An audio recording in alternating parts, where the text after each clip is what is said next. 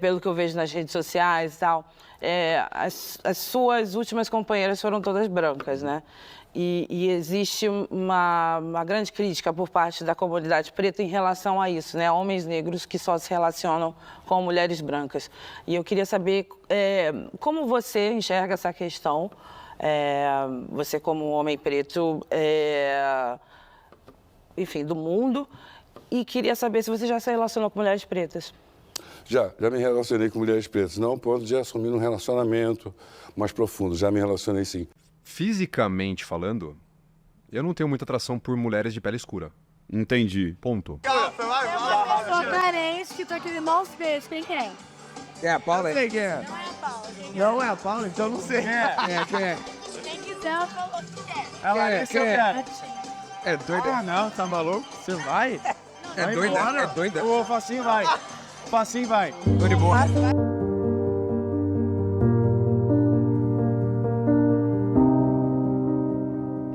Eu comecei a namorar com 15 anos. Assim, você namorou cedo.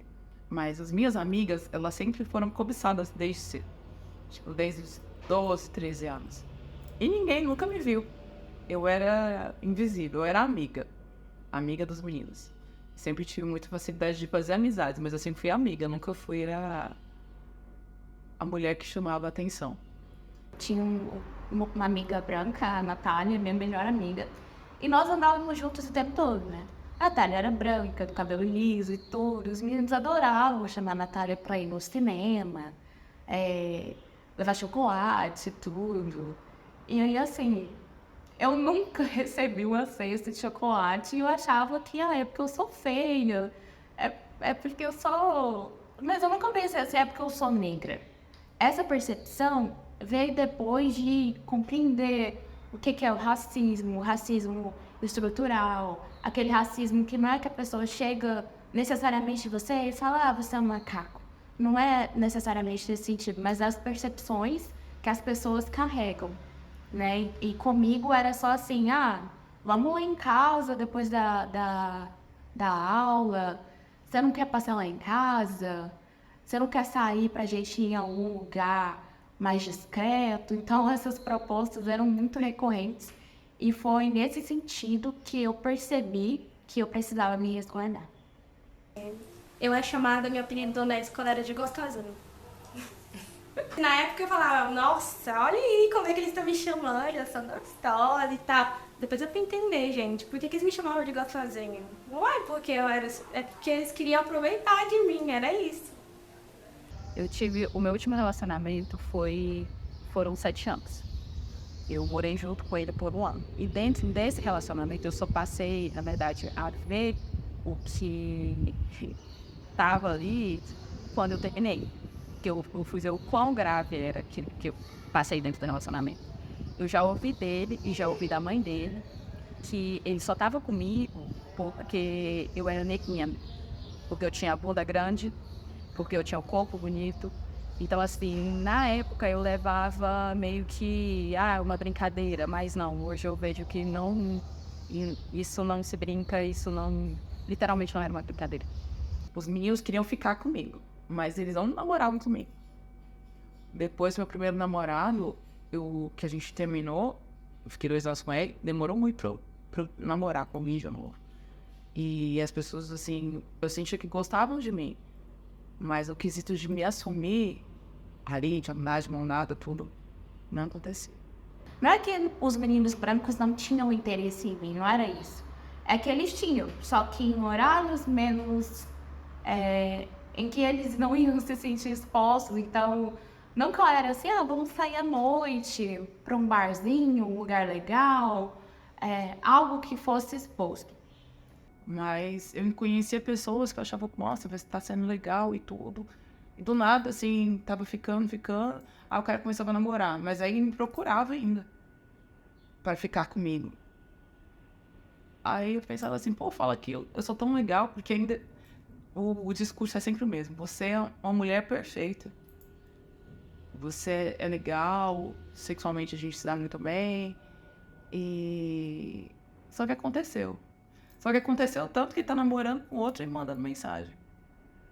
Então aí nesse caso a gente vê que realmente para apresentar para a sociedade onde eu servia.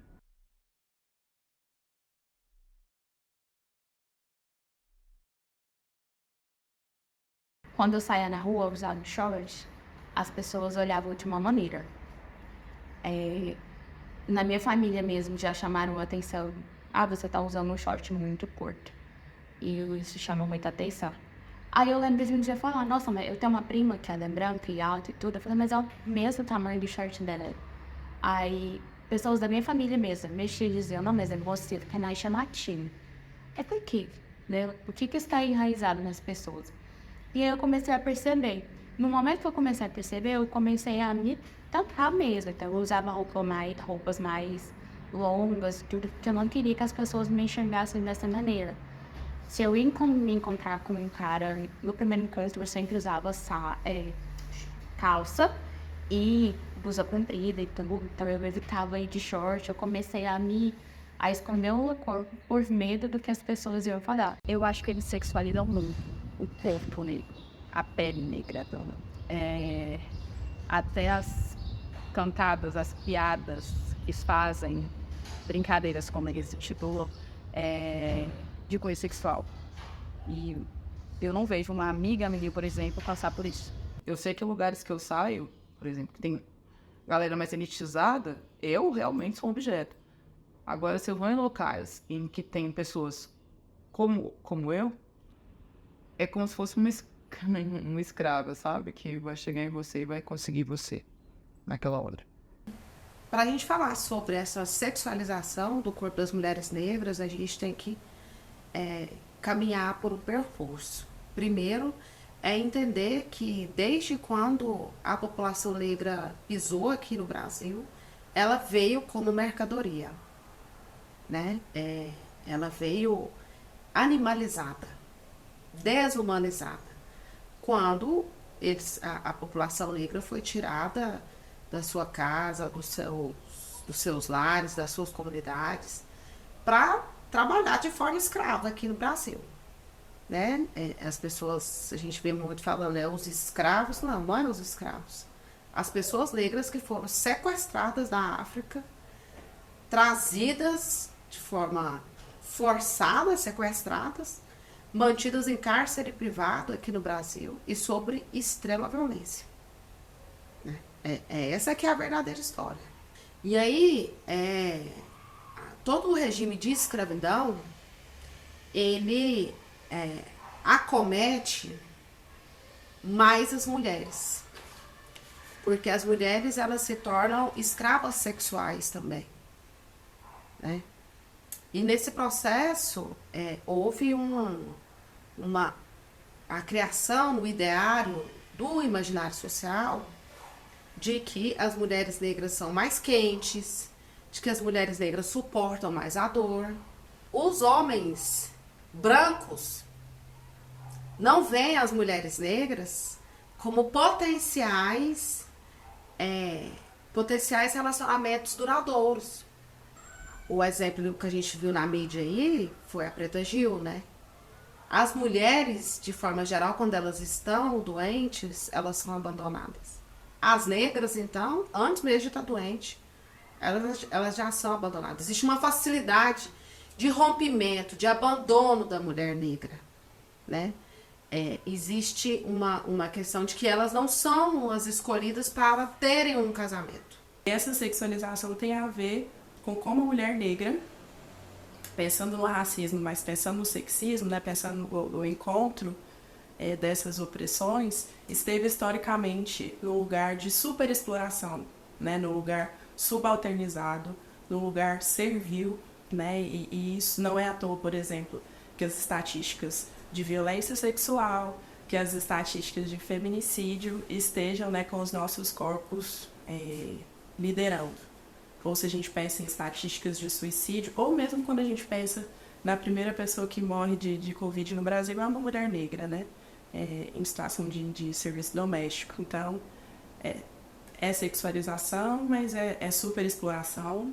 É um corpo que é visto sempre numa perspectiva de que eu preciso servir ao outro. Mas ainda que isso não apareça ou que a pessoa não perceba, né, de uma maneira tão evidente, a sociedade se estrutura a partir dessa visão, né, uma visão de belo, por exemplo, né, o que a gente considera belo, né, o que se tem como belo. Na sociedade brasileira, vamos pegar aí agora que teve o documentário da Xuxa, né, que causou todo um processo em cima disso ali, é a visão de belo que foi disseminada. Né, ela teve até uma discussão sobre não ter paquitas negras, né, por exemplo. Por que não tinha, né? Não é porque a Marlene não queria, ou a empresária não queria que não tivesse meninas negras, é porque o ideal de beleza é o ideal branco. Né? Então, como é que a gente pode, como é que a gente se sente bonito, ou o que é considerado bonito? É o ideal a partir da branquitude.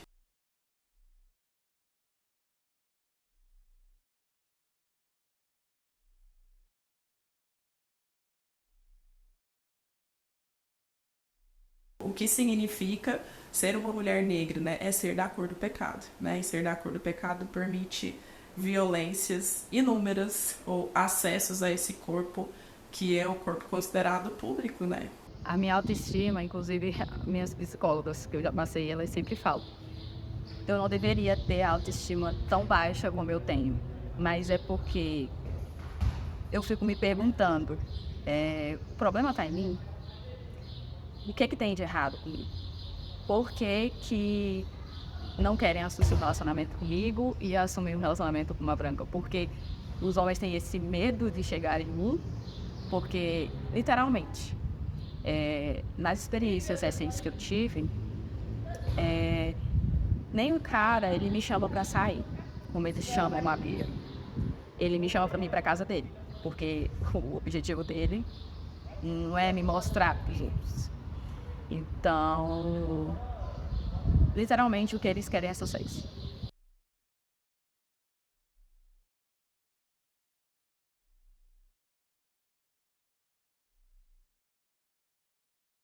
A gente percebe o adoecimento em vários sentidos. A gente pode falar de adoecimento físico, mental, psíquico, psicológico, né? São várias terminologias, né? Porque justamente a nossa sociabilidade, o modo como a gente vive, as oportunidades que a gente tem e as que a gente não tem, né? Todas elas vão influenciar na forma como a nossa saúde é construída, né? Os acessos que a gente tem. Ser negro ou ser negra no Brasil, né, tem a ver com ter uma conjuntura de negações, de não acessos, de violências, né? Então, são consequências para a saúde, que a gente pode falar ansiedade, podemos falar depressão, podemos falar índice de suicídio. Sim, a gente pode usar essa terminologia psicológica, né? Mas a gente tem que falar que existe consequências para a existência, como a gente existe enquanto pessoa negra, tem todos esses determinantes que a gente está conversando aqui.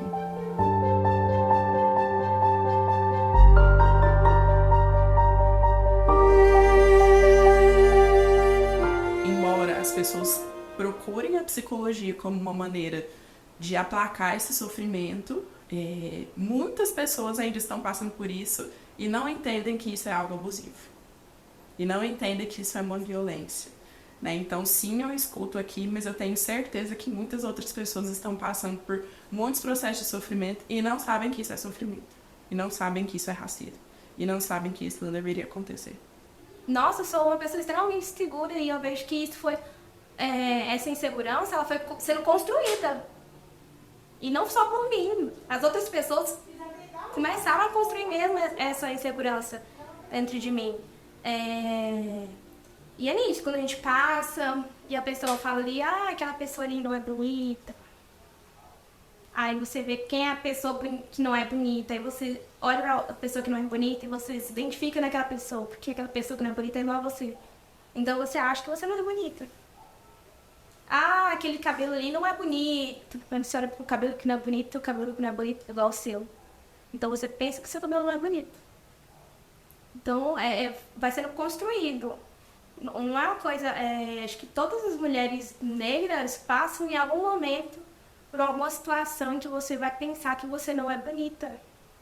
Mas não é porque você não é bonita, é porque te ensinaram isso. Comecei a fazer terapia, né, em 2000 2018, 2019 e levei esses assuntos também. Então, assim, antes de amar o outro, eu preciso me amar. Eu sempre disse sim para tudo e para todos. Então, eu comecei a dizer não.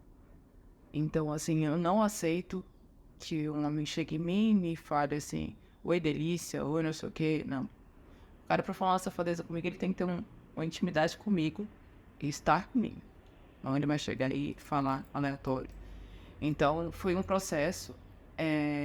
Eu tenho sentido que eu tô muito mais forte quanto a isso.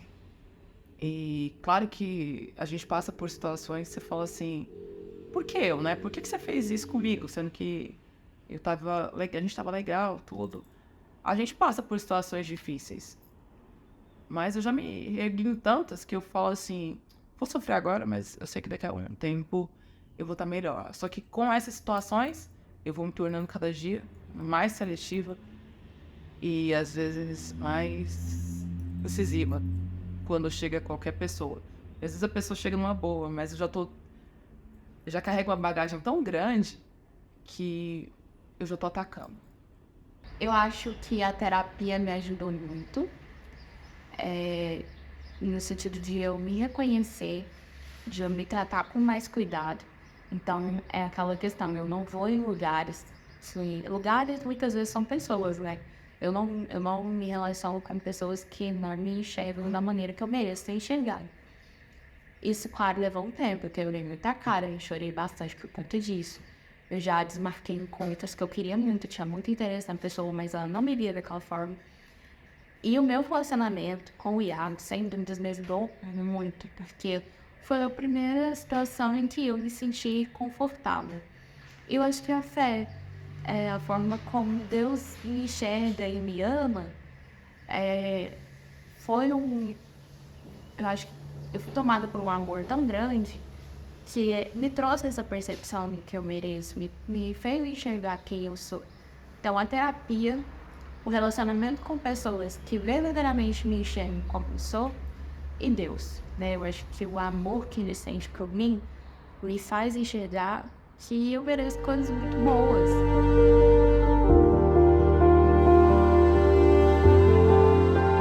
Não, a primeira coisa, gente, é a gente cuidar da nossa saúde mental. Sabe? É a gente cuidar da nossa vivência no mundo, entendeu? Cuidar do nosso corpo, cuidar do nosso cabelo, sabe? Cuidar da gente, tratar a gente mesmo como a coisa mais importante que existe na face da Terra. Porque sem a gente, se eu não existir, eu não consigo militar na resistência feminista. Se eu não levantar da cama, eu não consigo entregar os kits de higiene pessoal para as mulheres que precisam. Muito mais do que eu. Muito mais. Tudo aquilo que te toca no sentido do limite, é bom fazer o questionamento. Nossa, eu não me senti bem com isso aqui. Será que eu deveria me sentir bem? Né? Porque também tem uma coisa do limite que não é muito bem trabalhado na nossa socialização. Né? Se é um corpo que serve, ele precisa aguentar tudo. Então, ele pode aguentar assédio moral no trabalho, ele pode aguentar violências dentro da família. Né? A gente precisa lembrar que as violências sexuais, elas ocorrem, em sua maioria, dentro da família, não é fora de casa, é dentro, né? Então, às vezes é um caminho muito árduo entre a pessoa pensar assim, isso aqui que eu passei foi racismo, isso aqui que eu passei foi uma violação dos meus direitos, foi uma violação do meu corpo, né? Ressignificar não é tão simples, né? Qualquer violência que a gente passa, colocar em palavra é importante, né? Ser escutada é importante. Poder contar isso até que isso esteja num lugar um pouco mais seguro é importante, né? Mas, infelizmente, as violências, elas não são únicas. Você não vai passar por isso só uma vez. Talvez você passe por isso todas as vezes que você andar na rua, todas as vezes que você andar de ônibus, todas as vezes que você for num clube, todas as vezes que você entrar na faculdade, né? Talvez você passe por isso muitas vezes, né? Então, de fato, o que a gente precisa é de uma transformação que é maior. Não é a gente que tem que ressignificar, é a sociedade que precisa ser diferente.